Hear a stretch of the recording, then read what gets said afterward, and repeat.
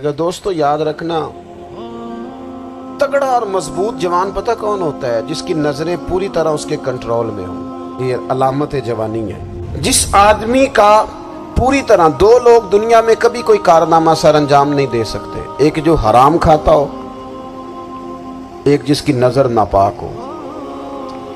मोहम्मद बिन कासिम जब यहां आए थे ना, तो एक दिन बड़े परेशान थे। तो एक बुजुर्ग कहने लगे, आप क्यों परेशान हैं? कहने लगे, राजा दहर से मुकाबला है और हमारी फौज तो सिंध के रास्ते भी नहीं जानती, जुबान भी नहीं जानती, लड़ेंगे कैसे?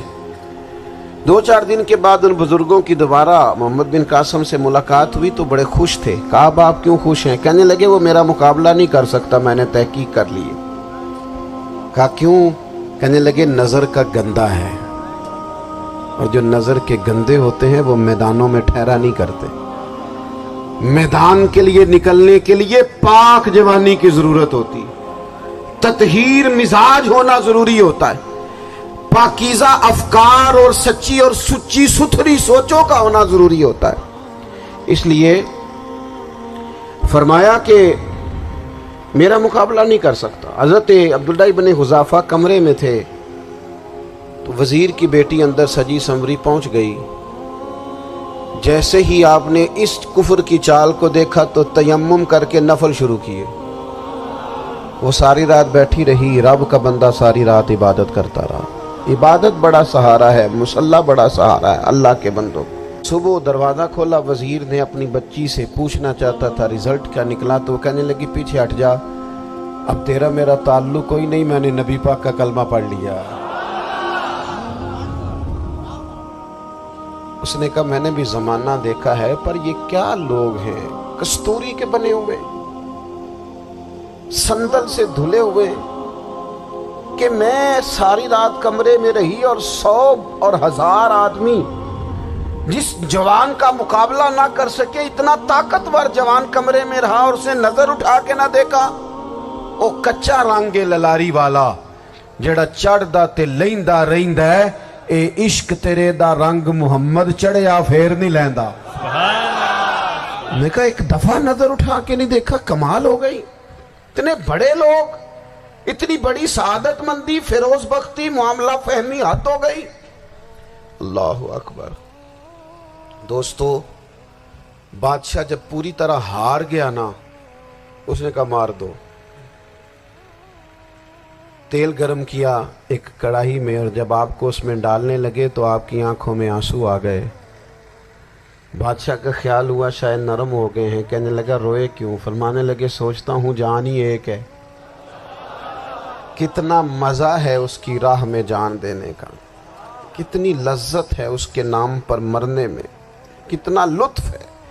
जे तू चढ़िया उत्ते दार भी नहीं, ते जे तू विकया इश्क बाजार भी नहीं, ते एडा सस्ता सौदा प्यार भी नहीं, ते एडा सस्ता लभदा यार भी नहीं। कई जंगल गाने पैंदे नी, कई दोज़ख लंघने पैंदे नी, जे ओ इस मुल्लों भी मिल जावे, एदू सस्ता होर वपार भी नहीं। ते कुछ समझ ना आवे लोकां नू वो कादे नाल शहीद करे, डिठी यार दे हथ तलवार भी नहीं, पर ओदा खाली जांदा वार भी नहीं। कहने लगे, एक जान है ना, तो दिल करता है हजारों होती तो एक एक करके महबूब के नाम पे कुर्बान करता, जब मेरे पास है ही एक, करूं क्या? हजरत अब्दुल्ला इब्न हुज़ाफा रज़ियल्लाहु ताला अन्हु जब रोए और बादशाह ने ये बात सुनी, तो बादशाह उठ के खड़ा हो गया, सारे वजीरों मुशीरों को कहने लगा, तुमने कहा था ना बंदा ज़ाया करने वाला नहीं, ये भी ज़ाया करने वाला नहीं। कहने लगा, मेरा माथा चूमो, तुम जैसे लोगों को कत्ल नहीं करना चाहिए, आज़ाद करना चाहिए। अजीज़, अपनी ज़िंदगी से ना ये बहुत ज़्यादा हिरस, हवस, तमा, और ये किसी बात की भी हो, हिरस सिर्फ पैसों की नहीं होती है, शोहरत की भी होती है। ये बीमारी इंसान को इख्तदार की भी होती है, तारीफ की भी बीमारी होती है। ये सारे नुक्स होते हैं लोगों को, और माज़अल्लाह बाज़ जुब्बों कुब्बों के अंदर भी होते हैं, वहां भी पनपते। अपनी जिंदगी जब तक उस सादगी में नहीं लाओगे जो रसूल पाक ने अता फरमाई है, جب لوگ آسانیوں میں پوری طرح الجھ گئے تو پھر وہ دور ہوئے اور کفر چڑھ گیا۔ دوسری بات، اللہ کے محبوب صلی اللہ تعالی علیہ وسلم کی محبت ہم سے تقاضا کرتی ہے کہ ہم اس مشن کے لیے کام کریں جس مشن کے لیے رسول پاک نے کام فرمایا ہے۔ ہم سارے کام بڑے مضبوطی سے، سوچ سمجھ کے، تدبر سے، حکمت سے، تقاضوں کو مد نظر رکھتے ہوئے کرتے ہیں سارے کام۔ دین کے کام میں ہمارا مزاج نہیں ہوتا، او ہو جائے گا جی، آپ بسم اللہ پڑھیں جی، شروع کریں جی۔ آپ تقاضوں کو سمجھیں، چیزوں کو دبائیں نہیں، چیزوں پر غور کریں۔ کسی کے ذہن کی سطح پر سوال ابھرتا ہے، اس کا تسلی بخش جواب دیں۔ اپنی زندگی میں دین کے کام کے لیے اپنے آپ کو وقف کریں، اور دین کے کام کے بہت سارے پہلو ہیں۔ ہزاروں لوگوں کو قرآن پاک ٹھیک پڑھنا نہیں آتا، ہزارہ لوگ ہیں جو قرآن مجید کے مطالب سے آگاہ نہیں ہیں،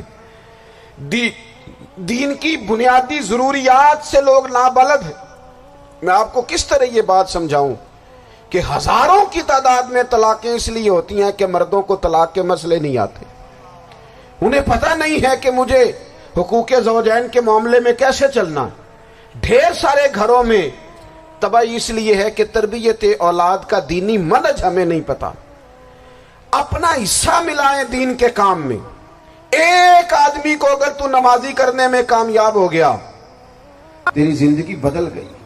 وہ دین بیزار لوگ جو ہمارے بیچ بیٹھ کے ہماری نوجوان نسل کو پگڑی اور داڑھی کا نام لے کے بنیادی طور پر دین سے دور کرتے، ایسے نوجوانوں کو دین کا پیغام محبت دے کر دین کے قریب کرنا ہماری ڈیوٹیوں کا حصہ ہے۔